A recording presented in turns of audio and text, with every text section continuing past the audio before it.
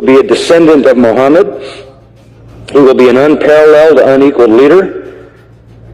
He will come out of a crisis of turmoil. He will take control of the world. He will establish a new world order. He will destroy all who resist him. He will invade many nations. He will make a 7-year peace treaty with the Jews. He will conquer Israel and massacre the Jews. He will establish Islamic world headquarters at Jerusalem. He will rule for 7 years, establish Islam as the only religion. He will come on a white horse with supernatural power. He will be loved by all people on earth. So Jesus will return. Yes, Muslims believe that Jesus will come again. They believe in the return of Jesus. Not the true Jesus. The Jesus of Islam, not God, didn't die, didn't rise, didn't provide a sacrifice for sin, but he does return. He's a prophet. And he comes back, and he has one purpose when he comes back, and that is to assist and aid the Mahdi. He returns, listen to this, as a radical Muslim. He comes back as a radical Muslim. He will arrive, by the way, at a minaret near Damascus.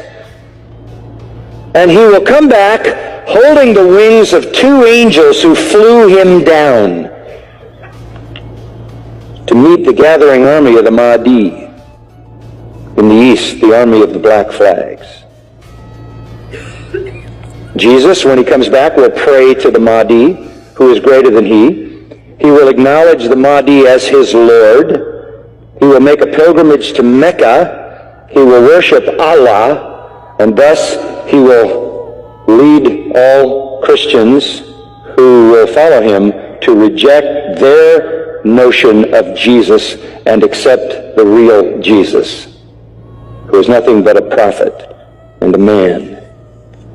He will establish worldwide Sharia law. He will become the greatest Muslim evangelist, and he will be the final witness on the day of judgment against non-Muslims.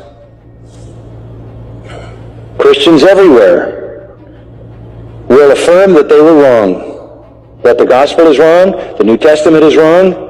He didn't die, he didn't rise, he isn't God, he isn't the Son of God. He himself will come back and point out how wrong we've been. He will correct all misinterpretations and all misrepresentations. Let me quote what their literature says. He will shatter crosses. That's metaphoric for the destruction of the church, a symbol of Christianity being placed in the church. He will kill pigs. He will abolish the tax on non-Muslims because there won't be any living non-Muslims. Can't tax dead people. And then he will do one more thing. He will kill the Islamic Antichrist. He will kill the Islamic Antichrist.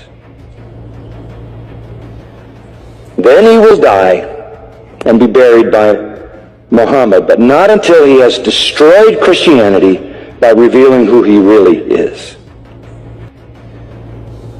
One of their writings says he espouses the cause of the Mahdi. He is the Mahdi's executioner. He is the Mahdi's enforcer.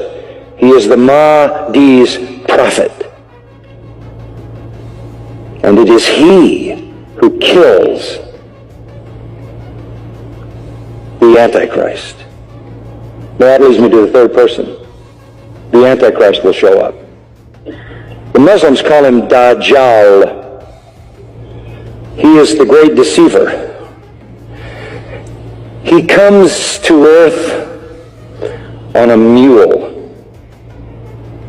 and he's blind in one eye. He is an infidel. He is a false miracle worker, this Antichrist, this Islamic Antichrist.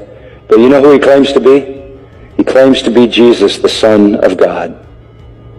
He claims to be deity.